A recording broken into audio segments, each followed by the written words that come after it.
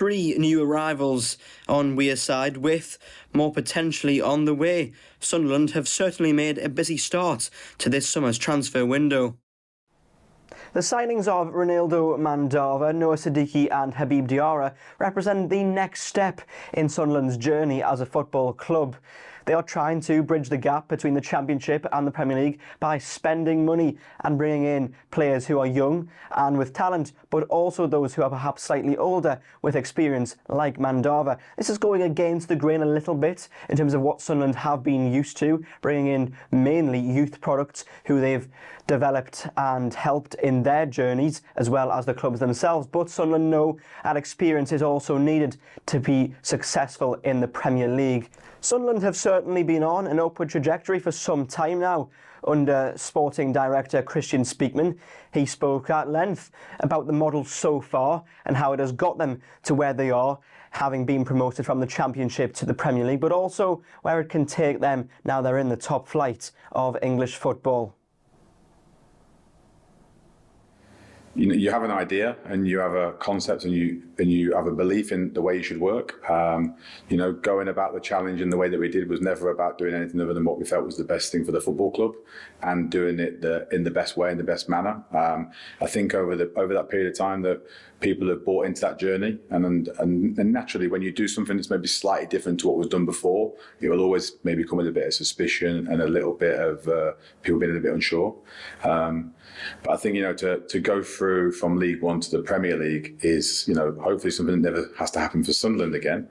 But is a really, really rewarding piece of work. I came out of the hotel on Sunday morning with my family, and it was a really nice touch because there must have been several hundred supporters outside, and sort of got a really nice round of applause. And it was really nice for me personally, but more so it was nice for my family. Everyone has to work, everyone's family has to sacrifice. So it was a really nice moment for us to obviously get recognised for the work that we put in, and obviously more so in terms of how important it is for the supporters to have a football club back in the Premier League.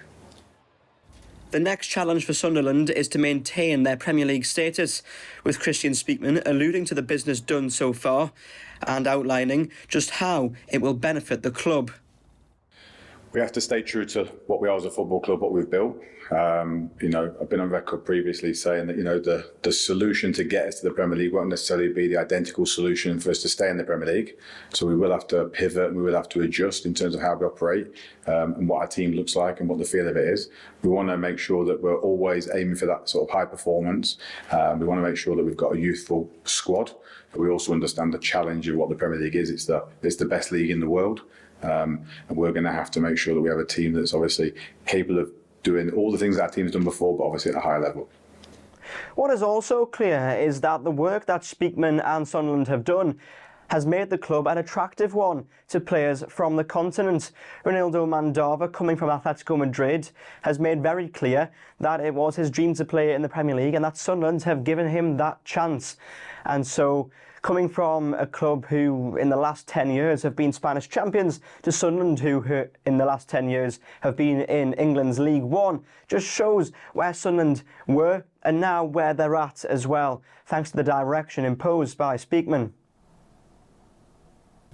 For me, it's a dream. It's a dream come true, because it's my dream to play in the Premier League. It's a dream to play in the biggest team have history in England. So it's a pleasure for me to be here today. I'm very happy.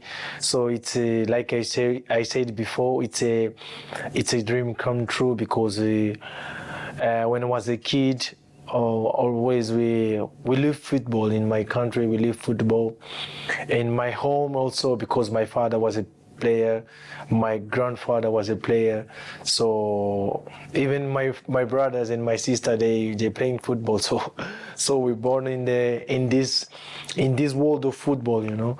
Of course, the real challenge for Sunderland will come in mid-August when the season gets underway. Régis Le Bris will coach the team as he sees fit, but it will be Speakman's model and recruitment that comes under scrutiny.